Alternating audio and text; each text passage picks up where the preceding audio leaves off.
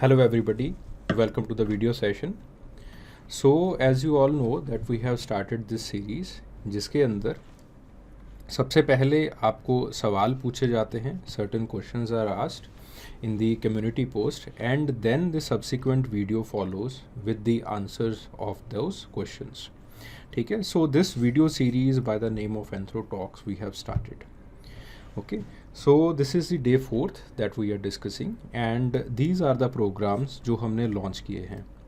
एक है anthropology foundation batch. Anthropology foundation batch is a complete program जिसके अंदर बेसिकली A to Z सारे जो है वो उस कंसेप्ट को डिस्कस किया जाता है. Along with that there are weekly tests and the test series is also integrated in this particular program. And then we have the revision and answer writing program for the veteran students. इसके अंदर जो major themes हैं जहाँ से UPSC बार बार सवालों को target करती है उन थीम्स को डिस्कस किया जाता है और फिर उसके बाद जो है वो डेली आंसर राइटिंग और टेस्ट सीरीज़ इसके अंदर जो है वो इंक्लूड की गई है for your answer writing practice. चलिए शुरू करते हैं. So the first question it is write a short note on the Stewart's cultural ecology approach. Stewart की जो cultural ecology approach है उसके ऊपर हमने एक short note लिखना है. ठीक है. Again we will divide our answer in the 3 parts. Introduction फिर उसके बाद body and then उसके बाद जो है our conclusion. ऐसे सवालों के अंदर कंक्लूजन लिखना वैसे भी जनरल भी जब आप डिसिप्लिन के अंदर लिख रहे होते हो तो कंक्लूजन के अंदर एक स्टैंड लेना जो है वो काफ़ी एडमायरेबल माना जाता है, अच्छा माना जाता है. ठीक है. In the introduction part you have to write कि जो जूलियन स्टीवर्ट हैं, जूलियन स्टीवर्ट ने कहाँ पे काम किया, क्योंकि write a short note type question है ना. डायरेक्टिव को देखिए, क्वेश्चन की एसेंस को देखिए. क्वेश्चन की एसेंस को देख के ही आप ये समझ सकते हैं कि इंट्रोडक्शन के अंदर क्या लिखना है.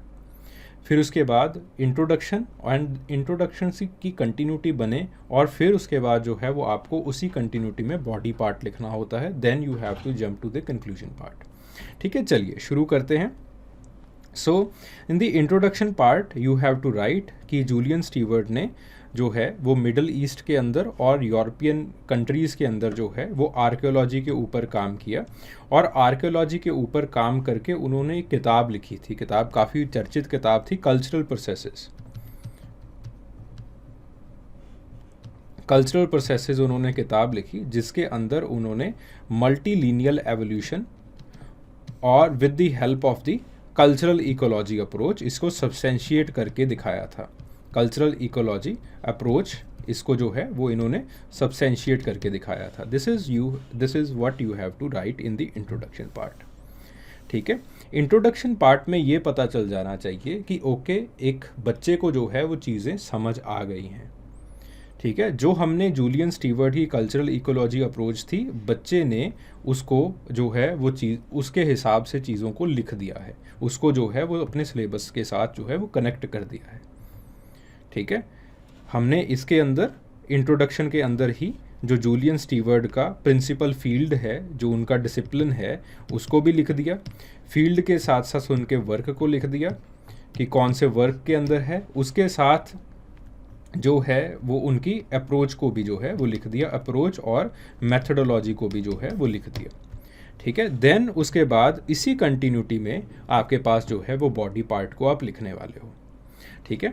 In the body part you have to write कि आपके पास जो जूलियन स्टीवर्ट है उन्होंने ये कहा, पहले बॉडी के अंदर आप लिखोगे क्रक्स को कि इस कल्चरल इकोलॉजी अप्रोच का क्रक्स क्या है. कल्चरल इकोलॉजी अप्रोच का जो क्रक्स है वो ये है कि जो आपके पास कल्चर है आपकी और आपकी जो इकोलॉजी है that is in the dielectric interplay. ये जो है वो आपस में विरोधाभास के अंदर होते हैं. अगर कल्चर आगे बढ़ने की कोशिश करती है तो इकोलॉजी जो है वो ख़राब होना स्टार्ट हो जाती है. अगर इकोलॉजी आगे बढ़ने की कोशिश करती है तो कल्चर को यानी कि जो टेक्नोलॉजिकल अचीवमेंट है उसको जो है वो लिमिट करना पड़ता है. तो इसका जो एक केस स्टडी की है वो उन्होंने Great Basin region of America. ठीक है. ग्रेट बेसिन रीजन के अंदर जो है, जो आपके पास अमेरिकन इंडियंस रह रहे थे, उनके अंदर जो है वो इन्होंने केस स्टडी करके दिखाई है, that why they are being stuck on the slash and burn kind of cultivation. ठीक है, ये जो है ये दिस इज़ द क्रक्स, ये पहली जो चीज़ है वो इसका क्रक्स निकल के आई। फिर उसके बाद आपके पास जो है, क्योंकि इनका जो मेजर काम है वो किसके ऊपर है, वो मेथडोलॉजी के ऊपर है, तो फिर आप जो है अगला पार्ट जो है वो लिखोगे मेथडोलॉजी के ऊपर। इनकी मेथडोलॉजी कहती है कि एक जो आपके पास कल्चरल इकोलॉजिस्ट है, ठीक है, जो इनको फॉलो करते हैं लोग, उनको हम कहते हैं they are the cultural ecologist. कि जो आपके पास कल्चरल इकोलॉजिस्ट है उसको 3 तरह का डेटा कलेक्ट करना है। पहला है कल्चरल कोर का डेटा। कल्चरल कोर के अंदर 2 चीज़ें आ जाती हैं, technology plus division of labour. ठीक है, 2 चीज़ें आ जाती हैं, कल्चरल कोर का डेटा, फिर उसके बाद जो है वो कॉजेलिटी का, कि कल्चरल कोर ऐसी क्यों बनी है, why cultural core has been designed this way. फिर उसके बाद जो चौथा डेटा आपको कलेक्ट करना है that is the socio political integration, कि उनकी सोसाइटी कैसी है, पॉलिटिक्स कैसी है, यानी कि उनका कल्चरल कंटेंट कैसा है। और फिर जो है आपको मल्टीलिनियलिटी को सब्सटेंशिएट करने के लिए you have to compare those datas and thus chalk out the cultural parallels, या फिर आपके पास जो है वो जो पैरेलल्स जो हैं वो आपको नज़र आने शुरू हो जाएंगे। ठीक है जी, सो इस तरह से जो है वो आपको चीज़ों को लिखना है कि आप, अब ये है मेथड का मतलब क्या है कि कहाँ कहाँ से आपको डेटा कलेक्ट करना है। ठीक है, दूसरी अहम चीज़ जो है वो मेथड हो जाती है। जैसे फॉर एग्जांपल एक आप जो है वो केस स्टडी लिख सकते हो, जो कि जस्ट गो टू माई, अब मैं पूरी केस स्टडी बता नहीं सकता यहाँ पे due to the time constraint and the space constraint. Just आप नीचे जाइएगा, एंथ्रोशाला में ही जाइएगा, उसके अंदर जूलियन स्टीवर्ट को अच्छे से समझा रखा है, मल्टीलिनियल एवोल्यूशनिज्म को अच्छे से समझा रखा है। उसके अंदर जो Meso American culture, Peruvian culture, Chinese culture के अंदर इन्होंने जो पैरेलल्स क्रिएट किए हैं उसको आपको समझाना पड़ेगा। ठीक है जी, देन आपको जो है you can criticise with the help of the Andrew Vayda and Roy Rappaport और एंड्रयू वाद्या के जो है वो उसके पर्सपेक्टिव से, इन दोनों के पर्सपेक्टिव से आप इनको जो है वो क्रिटिसाइज़ कर सकते हो।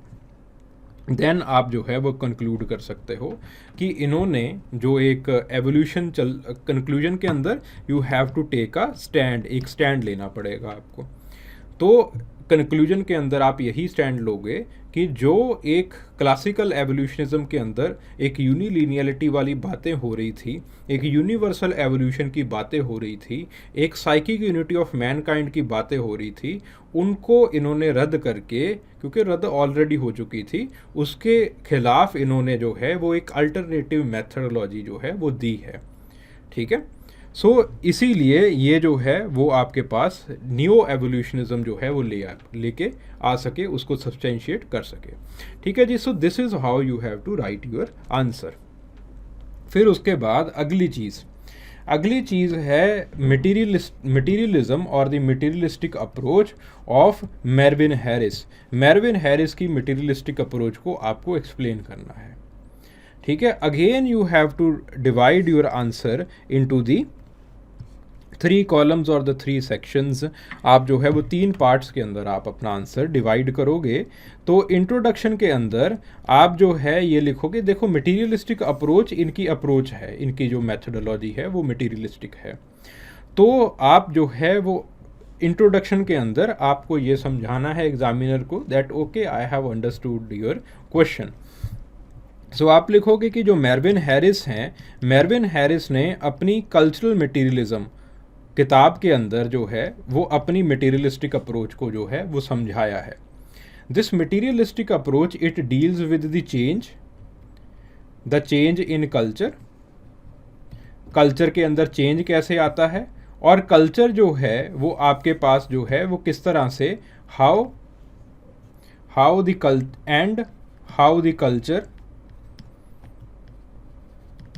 The culture acts as adaptive solution, adaptive solution. ठीक है, इन दो सवालों को ये जो है वो मटेरियलिस्टिक अप्रोच के साथ वो समझाते हैं। ठीक है, इस तरह से आपको जो है वो चीज़ को लिखना है। देखो आपने जो है वो ये भी लिख दिया कि इनका जो है वो काम कहाँ है, वर्क क्या है इनका, और इनके जो है वो वर्क्स के यानी कि मटेरियलिस्टिक अप्रोच के ऑब्जेक्टिव्स क्या हैं वो भी आपने सीधा सीधा लिख दिया। कल्चरल चेंज को बताना और उसके बाद जो है कैसे कल्चर एक अडेप्टिव सोल्यूशन की तरह बिहेव करती है। ओके, तो पहली चीज़ हम ये पकड़ेंगे कि किस तरह से कल्चर जो है वो बिहेव करती है। ठीक है, पहले पार्ट को हम पकड़ेंगे, फिर जो है हम दूसरे पार्ट के ऊपर जाएंगे। पहला पार्ट है कि कल्चर जो है वो किस तरह से, how the culture is behaving as an adaptive solution, कि वो अडेप्टिव सोल्यूशन की तरह कैसे बिहेव करती है। इसका जो है वो आप क्रक्स बताओगे। क्रक्स के अंदर जो मेरविन हैरिस है, मेरविन हैरिस कहते हैं that the culture is the man made part of environment, जिसका मेजर ऑब्जेक्टिव ही यही होता है कि इंसान को ज़िंदा रखना, इंसान की जो बायो साइकोलॉजिकल नीड्स है उनको पूरा करना। So the culture is an adaptive solution to the material constraints, जो कीवर्ड है that is the material constraints of life, कि ह्यूमन लाइफ के कुछ मटेरियल कॉन्स्टेंट्स होते हैं, उन मटेरियल कॉन्स्टेंट्स को पूरा करने के लिए कल्चर है आपके पास। अब बात आती है मटेरियल कॉन्स्टेंट्स है क्या। मटेरियल कॉन्स्टेंट्स क्या हैं, आपको खाने के लिए भोजन चाहिए, so there are certain biological needs, and आपको सेफ फील करवाने के लिए भी सर पे छत चाहिए, so there are certain psychological need, so the biopsychological need, biopsychosocial needs जो हैं वो आपकी material constraints हैं। ठीक है, जिसकी वजह से एक इंसान बाध्य है। बाध्य का मतलब क्या है कि वो अपनी सोसाइटी के अंदर बंधा हुआ है। अगर मान लीजिए आपको खाना ही ना खाना होता, आपको जो है वो भरे पेट आप आते दुनिया पे और भरे पेट जो है वो आप चले जाते दुनिया से, तो आपको काम करने की ज़रूरत क्या थी। अगर लेट से आपको सोशल स्टेटस की कोई ज़रूरत ही ना होती, आप जो है वो ऐसे ही अच्छे थे, तो आपको यूपीएससी करने की क्या ज़रूरत थी। So these are the material constants of life, और मटेरियल कॉन्स्टेंट्स ऑफ लाइफ को पूरा करने के लिए आपकी जो मटेरियलिस्टिक अप्रोच है या फिर आपके पास जो कल्चर है वो इंसान जो है वो बनाता है। ठीक है जी, गेटिंग द पॉइंट। सो ये जो है वो पहली चीज़ है कि that how the culture acts as the adaptive solution to the life.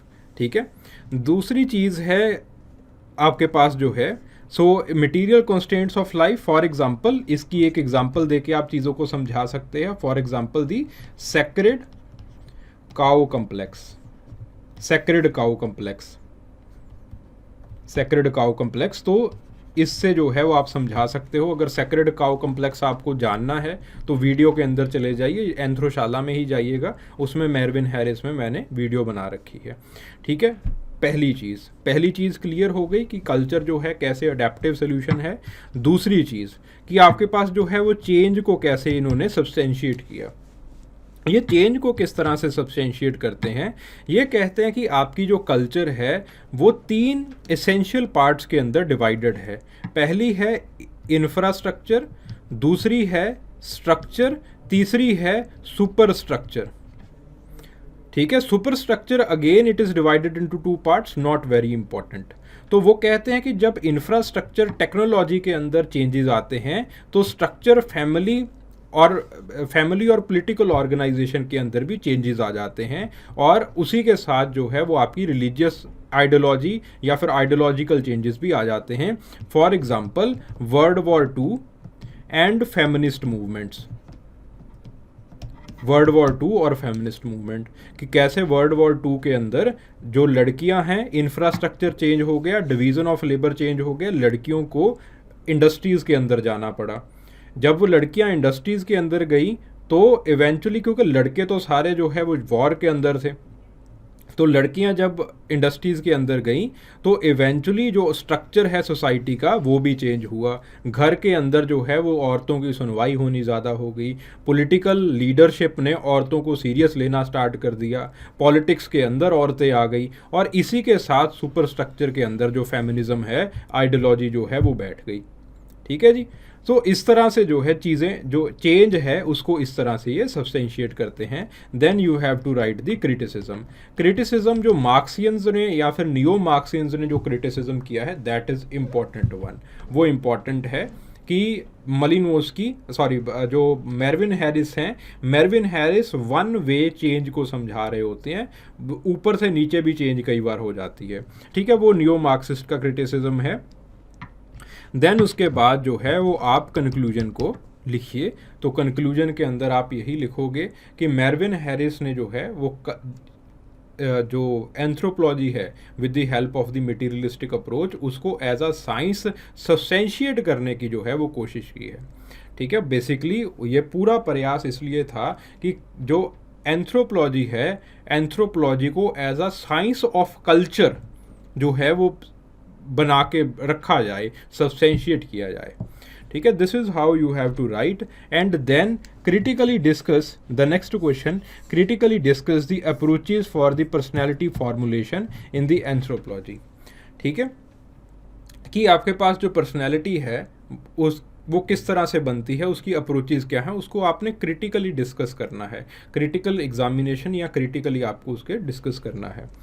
ठीक है, सो आप जो है in again you will divide the answer into 3 parts.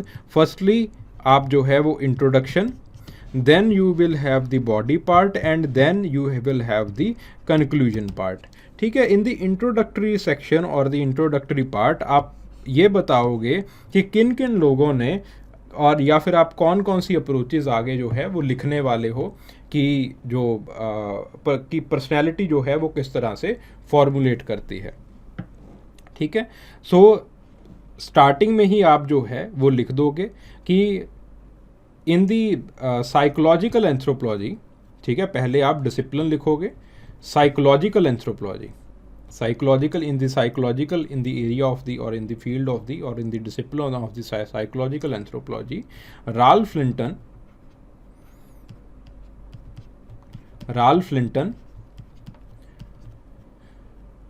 Cora Du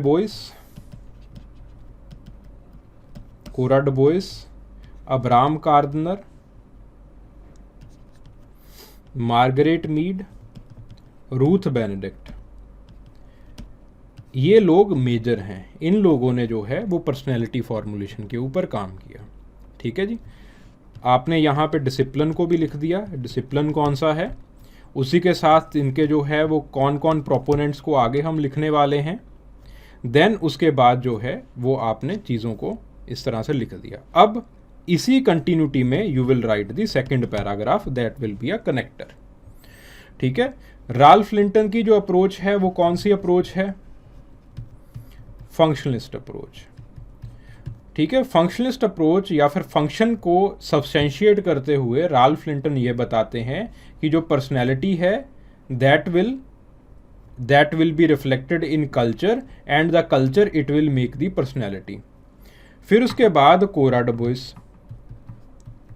Quora Du boys again जो इनका मानना है वो भी यही है, that personality it will formulate culture, culture will formulate personality. Then similar is for Abraham Gardner. ठीक है जी, एंड अलॉन्ग विद दैट अगर यहाँ पे अप्रोचेस लिखना चाहते हो, अप्रोचेस को यहाँ पे भी लिख सकते हो, कोई दिक्कत वाली बात नहीं है। Margaret Mead she goes for the cultural determinism, that culture will determine your personality. And आपके पास जो है वो Ruth Benedict, she is the configurationist approach. वो कहती हैं कि personality will determine the culture, personality जो है वो कल्चर को डिटरमाइन करती है। ठीक है, गेटिंग द पॉइंट। सो आपके पास जो है वो उस तरह से आप इन अप्रोचेस को लिखोगे। इन दी बॉडी पार्ट आप एक एक की अप्रोच को लिखोगे। राल्फ लिंटन की फंक्शनलिस्ट अप्रोच हो गई, ठीक है, Cora Du Bois, Abraham Gardner basic personality approach हो गई। ठीक है, और आपके पास जो है वो Margaret Mead cultural deterministic approach हो गई। आपके पास जो है वो रूथ बेनेडिक्ट आपकी जो है कल्चरल कॉन्फ़िगरेशनिस्ट अप्रोच हो गई, ठीक है।